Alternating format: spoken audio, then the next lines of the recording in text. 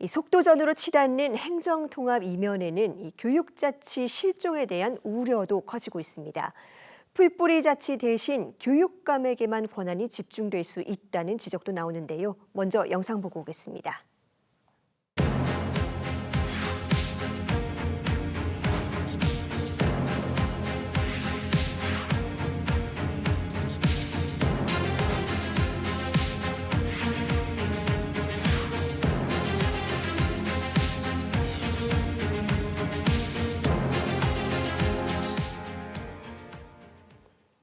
네, 긴급진단 초광역체제 출범 교육은 어디로? 오늘은 이 초광역체제 출범에 따른 통합교육감의 권한 집중 문제에 대해서 안선회 중부대 교수와 짚어봅니다. 교수님 어서 오세요. 안녕하십니까? 네, 요즘 정말 가장 뜨거운 화두인데요. 이 행정통합특별법에 명시되어 있는 교육감의 권한, 이 문제를 놓고 교수님께서는 교육 공룡이 될 수 있다, 이런 우려를 표명하신 걸로 알고 있습니다. 그렇습니다. 어떤 이유 때문입니까? 예, 지금 그 교육감을 주민 직선으로 뽑지 않습니까? 그런데 그 과정에서 후보 단일화 과정을 거칩니다. 그러니까 후보 단일화 과정에서 교육자 집단들이 모여서 자기 진영의 후보를 정하는 거고, 일반 주민들은 그 중에 하나를 고르는 겁니다. 그렇기 때문에 사실은 교육감이 주민을 대표하는 것이 아니라 교육자들을 대표하는 공룡이 되었다. 조직과 권한, 이게 대폭 확대됐을까요? 그런데 그 교육감이 교사를 대표한다는 겁니다, 이제. 그러면 여러 분야에서 학교 자체에서도 교사 편을 들어주고, 교육과정 편성권도 교사에게 더 많이 부여하고, 평가권도 정성평가 권한을 교사에게 주고, 대입정책에서도 교사의 평가와 기록이 반영되는 학생부 종합전을 요구하고, 심지어 그 학생들 활동에 대해서 책임을 져야 하는 예를 들면 수학여행 같은 외부 활동, 그것도 다 지금 폐지하고 있는 단계 아닙니까? 그러니까 교육자들의 공룡이 되었다. 정확히 말하면 이런 표현이 되겠죠. 교육자들의 공룡이 되었다. 말씀해 주신 것처럼 지금 뭐 명목상으로는 주민 직선제인데 실질적으로는 교육감의 당선에 교육자들이 영향을 많이 미치는 구조라고 지적을 해주셨습니다. 그런데 행정통합이 성사가 되면은 이런 경향이 더 강해질 수 있다라는 말씀이시죠? 그렇습니다. 일단 행정통합 과정에서 여전히 후보 단일화 과정을 거치해서 교육감이 당선이 되겠죠. 그런데 교육감의 그 여러 가지 조직과 예산, 인사에 관한 권한이 더 커집니다. 커지게 되면 이권이 많아지는 거죠. 그럼 교육자 집단들이 더욱더 교육감을 중심으로 뭉치게 됩니다. 그런데 지방자치단체 장도 권한이 없어요. 그다음에 학부모도 교육자들에게 학교 교육에 대한 책임을 물을 수조차 없습니다.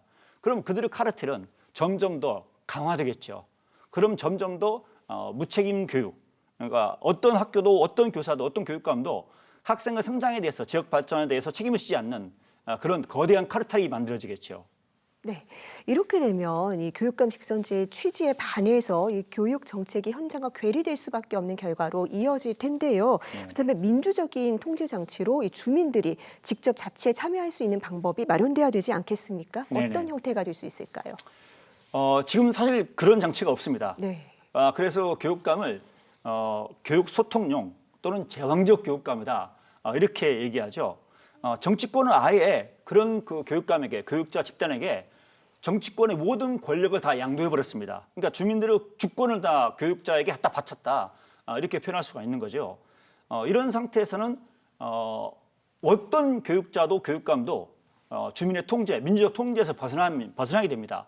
그러면 학생들의 성장은 가능할까요, 불가능할까요? 불가능하겠죠. 그다음에 지역 발전도 이루어지지 않을 겁니다. 그다음에 통합되더라도 일반 행정과 교육 행정 사이에 분리만 강화되고 협력은 더 어려워질 겁니다. 그러면 지역 주민이 요구하는 학생의 성장과 지역 주민이 요구하는 지역 발전, 이것을 통합행정 시의 교육을 통해서 달성될 수가 없다는 거죠. 네, 그러니까 한마디로 지방행정과 교육행정이 조화롭게 가고 또 이 과정에서 민주적인 견제장치도 필요하다라는 말씀이신데요. 그렇다면 이 교육감의 독점적인 권한 측면에서요, 지금 논의되고 있는 특별법에서 우려가 되는 조항, 어떤 것들이 있을까요? 예, 제가 하나 읽어드리면요, 현재 그 특별법안에 이런 문구가 있습니다. 통합특별시 교육감은 이 법 다른 편 조항에도 불구하고 교육학에 관한 사무, 조직, 인사, 재정, 감사 등에 대해서 독립적인 지위와 권한을 갖는다. 그러니까 다시 말하면 교육감의 최우선 권한을 전부 다 법안으로 공식화한 겁니다. 이 얘기는 무슨 얘기냐면 다른 조항에서 시도지사와 통합시장과 약간 논의할 수 있다. 뭐 이런 얘기도 있거든요. 그런데 그거 다 무시되는 겁니다. 모든 권한을 교육감이 독점적으로 행사하는 겁니다. 그러니까 제왕적 교육감을 법규화시켰다. 이렇게 말할 수 있는 겁니다. 이게 가장 독소 조항이고요. 이런 경우는 이제 교육감 의견과 다른 어떤 일반 자치단체 장애 의견도, 그다음 일반 주변 의견도 교육 정책에 반영될 수가 없습니다. 그래서 이 조항은 반드시 특별법안 논의 과정에서 삭제되어야만 한다. 그러니까 결국 교육 권력이 교육자 공용이 주민의 민주적 통제에 의해서 규제돼야 한다. 국민의 뜻이 이루어지는 교육 정책에 반영되는 민주 교육 정치가 돼야 한다. 그런 말씀입니다. 네, 사실 이 행정 통합을 추진하는 취지 자체가 이 수도권 일극을 극복하고 다 같이 좀 골고루 잘 살아보자, 뭐 이런 측면 아니겠습니까? 그렇습니다. 그렇다면 이 교육 환경에서도 더 나아지는 면이 있어야 될 텐데요. 이런 이 학습자 주권 측면에서 아쉬운 점은 없습니까? 있죠. 네.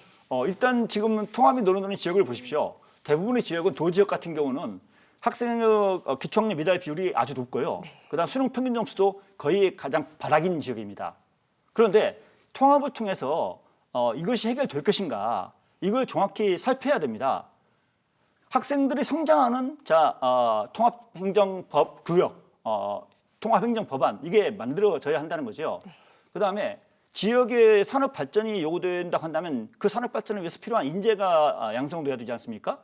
그런데 그 인재 양성을 위해서 고등교육이라든가 직업교육 여기에 대해서 지방자치단체의 장애 권한이 확대돼야 되는데 현재 논의되는 특별법안은 그게 아무것도 없어요. 교육자에게는 책임도 묻지 않고 통합시장은 고등교육, 직업교육에 대해서 어떤 의견도 제시할 수 없습니다. 그러니까 이 통합법안 통과된다 하더라도 학생들의 성장과 연결되지 않고 지역의 발전과 연결되지 않습니다. 그럼 무엇을 위한 통합법안입니까? 그렇군요. 그런데 지금 행정통합이 워낙에 이 국정과제로서 굉장히 급박하게 추진이 되는 과정이기 때문에 또 논의가 너무 위에서만 진행된다. 이런 우려도 많이 나오는 것 같습니다. 그래서 이 과정에서 시민들 또 학부모 이런 학생들 의견이 충분히 담기지 못한다라는 우려도 있는데 학생, 학부모들이 꼭 알고 있어야 될 점도 있을까요? 그렇습니다.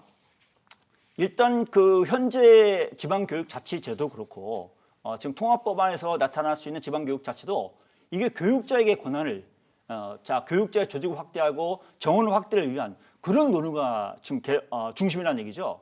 학부모들의 의견, 지역 산업계 의견 전혀 반영이 안 되고 있습니다. 그러면 일반 주민들이 목소리를 내서 이 법안에 새로운 지방교육자치에 학생들이 성장이 가능하고 지역의 발전이 이루어지는 그런 법안을 만들어야 한다. 요구를 해야 됩니다.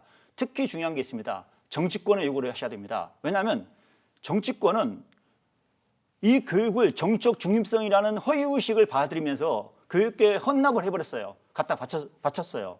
그러나 헌법 제1조에 의하면 이 교육 주권은 국민의 것이죠. 국민의 교육 주권을 정치권이 교육자 집단에게 갖다 바쳐버린 겁니다. 교육 정책 결정이 정치적 중립성이라고 하는 것은 거짓입니다. 교육 내용과 교육 현장에서는 정치 중립이 이루어져야 되고 필요하겠지만 교육 정책 결정은 명백히 사회적 가치를 배분해서 갈등을 해결하는 그런 정치적인 행동입니다. 따라서 정치적인 행동이기 때문에 교육 정책 결정에 대해서 정치권이 개입하고 정치권 정당이 개입하면서 주민들 의견을 정치권 정당을 통해서 정책에 반영하는 이런 새로운 민주정치 시스템이 되어야 한다는 것이죠. 그것을 주민들이, 학생들이, 학부모들이 요구하셔야 됩니다. 네, 행정통합이라는 거대 담론 속에서 또 교육의 단순한 조직 비대화의 수단은 안 되는 것 같습니다. 다양한 교육 주체들과 주민들의 목소리를 실질적으로 담아낼 수 있는 제도적 장치 반드시 마련돼야겠습니다. 네, 그렇습니다. 네, 교수님 오늘 말씀 잘 들었습니다. 네, 감사합니다. 고맙습니다. 예.